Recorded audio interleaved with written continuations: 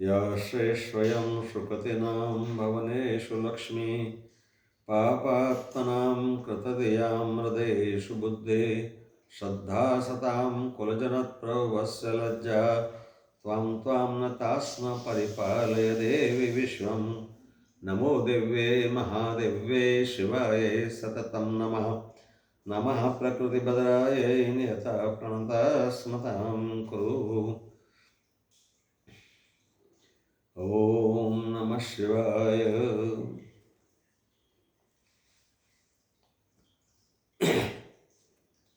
या देवी सर्वभूतेषु शक्तिरूपेण संस्थिता नमस्तस्यै नमस्तस्यै नमस्तस्यै नमो नमः। या देवी सर्वभूतेषु मातृरूपेण संस्थिता नमस्तस्यै नमस्तस्यै नमस्तस्यै नमो नमः। अनंत कोटि ब्रह्मांड नायक स्वयंभू भगवान श्री गौतमेश्वर महादेव जी के चरणों में कोटि कोटि वंदन एवं परम आराध्य ब्रह्मलीन प्रातः स्मरणीय अर्चनीय वंदनीय श्रीमद् गुरुदेव के चरणों में बार बार प्रणाम। मानव कल्याण के लिए जिन्होंने अपनी विचारधारा से सनातन धर्म के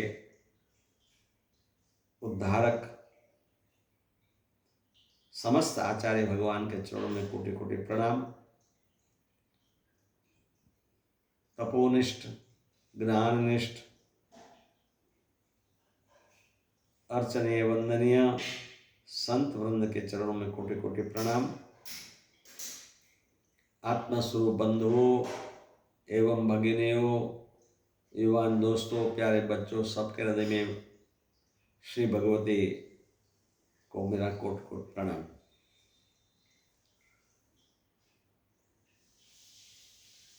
शंकराचार्य की परंपरा में एक शंकराचार्य महाराज ने देवी अपराधन स्तोत्र का रचना किया। मत्समम पातके नास्ति पापग्ने त्वत्समान है एवं ज्ञात्वा महादेवी यथा योग्यम तथा कुरु। पहले तो थोड़ा परहेज करते थे, बाद में पता चला कि शक्ति के बिना शिव नहीं मिलते हैं, इसीलिए उसने भी शक्ति की उपासना किया था और देवी अपराधन स्तोत्र की रचना किया था। पुरुष और प्रकृति दोनों से जगत का निर्माण हो सकता है। केवल पुरुष भी नहीं कर सकता है, केवल प्रकृति भी जगत का निर्माण नहीं कर सकती है। इसीलिए पुरुष प्रकृति दोनों होना चाहिए।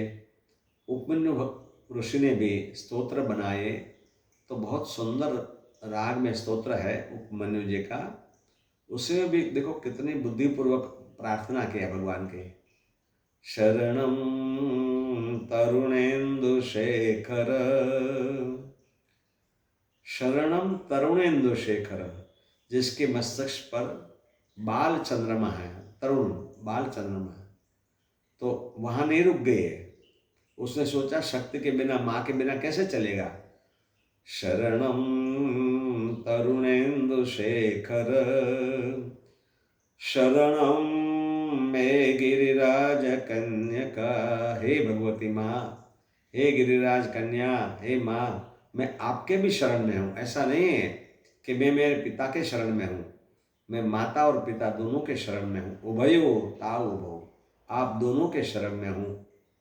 तो सप्तर्षियों में एक भृगु ऋषि है। वो भृगु ऋषि थोड़ा माताओं से परहेज करते थे, थोड़ा अंतर रखते थे, और मन में ऐसा सुनने में आया कि मन में थोड़ा भाव कम रहता था। है शिव जी के परम भक्त, शिव जी को खूब मानते थे, लेकिन माँ से थोड़ा अंतर रखते थे। और ये बात शिव जी को भी आनंद नहीं आता था, कर ये थोड़ा ठीक नहीं है। एक दफा ज्ञान सभा में भगवान शिव जी ने माँ को कहा, आप भी साथ में चलो, और माता जी साथ में चली। दोनों विराजमान हुए, सब ऋषिगण, सब देवतागण आए, सब परिक्रमा करके प्रणाम करते करते बैठ गए। अब भृगु महाराज ने सोचा, अरे ये तो गड़बड़ी हो गई। अब दोनों साथ में खड़े बैठे हैं तो दोनों को प्रणाम करना पड़ेगा, परिक्रमा करनी पड़ेगी। ये तो बड़ा मन में असमंजस हो गया। अब क्या करें? बहुत सोचने के बाद में भगवान शिव जी विचार करने लगे कि इसके मन में ये बात आ गई, और भगवती भी माँ भी सोचने विचार में लग गई कि भृगु ऐसा विचार कर रहा है। तो माँ ने एक ऐसी लीला बनाई कि शिव जी के शरीर के अंदर प्रवेश कर दिया और अर्धनारेश्वर भगवान बन गए। अब क्या करें? अब तो परिक्रमा करनी पड़े।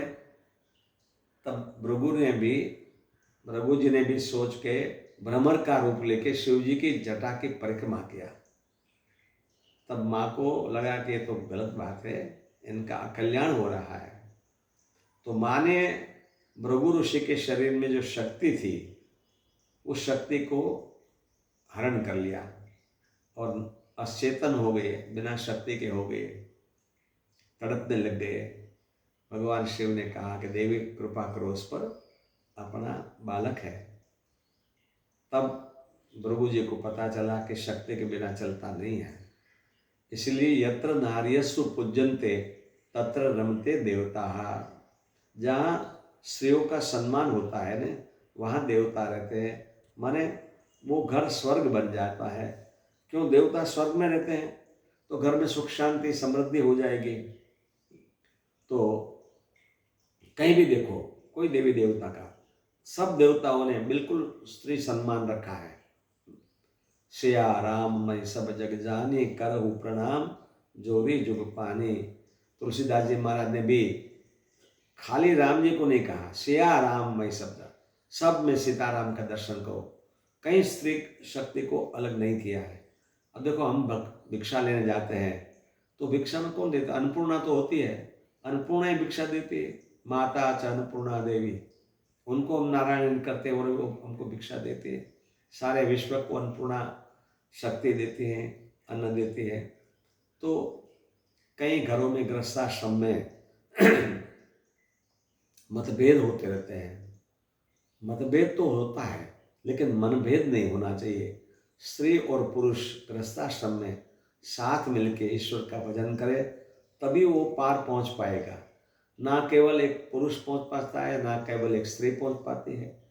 गृहस्थाश्रम में दोनों मिलके अपने बाल बच्चों का संवर्धन करो, संस्कृति के साथ में उनको शिक्षा प्रदान करो और मनुष्य जीवन क्या है वो उनको सिखाओ, तभी उत्तम गृहस्थाश्रम कहा जाएगा। इसीलिए गृहस्थियों को धन्यो गृहस्थाश्रम कहा है। ऐसे जिस घर में पति पत्नी दोनों आनंद से रहते हो, बच्चे संस्कारी हो और सुखी संपन्न हो, परमात्मा का घर में वास हो और परमात्मा की इच्छा से जीवन बिता रहे हो, प्रभु को केंद्र में रख के जिसका जीवन बीतता है उसी को खूब आनंद आता है। तो आप भी आपके परिवार में स्त्रियों का सम्मान जरूर करना और अपने बच्चों को खूब अच्छी शिक्षा देना। आज इतना ही आपको कहेंगे। हरि ओम तत्सत, हरि ओम तत्सत, हरि ओम तत्सत।